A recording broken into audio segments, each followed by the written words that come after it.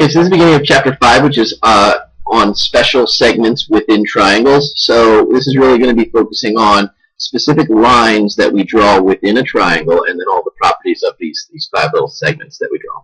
So we're going to start off by just defining each of the 5 special segments, what they are, and then we're going to spend several videos talking about the properties that each of those brings to the table inside of the triangles. Okay, so this first one here is a segment that connects the midpoints of any 2 sides. So just really quick before we give it its special name, let's just talk about what that means. Right, midpoint is one of the key words in this one, and so what we're basically saying is that the end of both of this segment here, this is your mid segment, is what it's called. Right, so let's give it a name.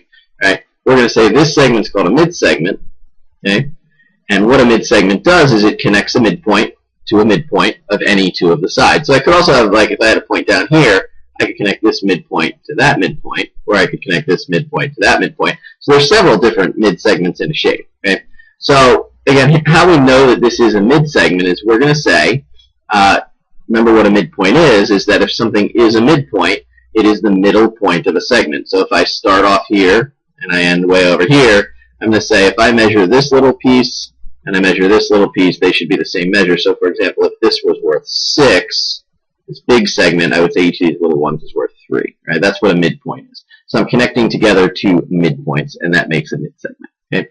The second one is called a perpendicular bisector. Right? So, and this one is actually pretty straightforward because the name of it, perpendicular bisector, actually tells us really a lot about the definition. A perpendicular bisector both needs to bisect a side and be perpendicular to that same side. And if you take a look at my picture, that's what's happening. This line right here is the perpendicular bisector, and it is because it is perpendicular to the side that it's hitting, this bottom one. And it's also bisecting, which they're noting with these dashes, right? Bisecting means that it's splitting it into 2 equal segments. So it's hitting a midpoint and creating 2 equal sections, okay?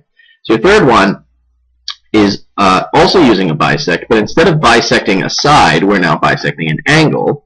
And this one is called, again, not surprising, an angle bisector.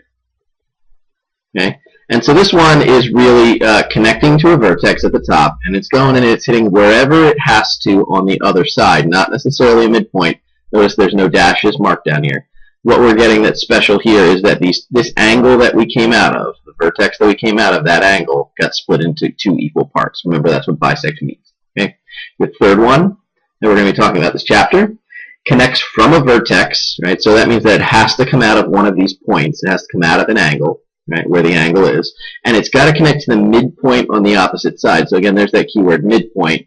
And we're noting that we have a midpoint because we're marking that the 2 segments that were created by that midpoint are the same length, that congruent symbol, right? This one is called a median. Right? So a median also uses a midpoint, but it has to go from one vertex to a midpoint. And that's different from mid-segment, because mid-segment went from midpoint to another midpoint. Right? So similar in that they use midpoints, but a little different because this one uses a vertex to a midpoint. Okay? The last one is a segment that, again, goes from a vertex. So again, I'm not coming out of the middle of the side like I was for some of those other ones. And it has to be perpendicular to the opposite side. So this one we're going to call an altitude. Okay? And again, if you notice, there's some similarities. If I take a look at the similarity between altitude and the one above it, altitude and median both connect to a vertex, right? Segment from a vertex, this one connects to a vertex. And altitude is also pretty similar to perpendicular bisector, right? It's perpendicular, but in this case, this one does not necessarily connect to the vertex, meaning that this one hits the middle of the side, right? And the altitude does not. The altitude must come out of the vertex. So similar, but not necessarily the same. Okay, so we're going to finish up with that. We're going to wrap up and just introduce those words. And in the next video, we're going to talk about the first one, which is called a mid-segment.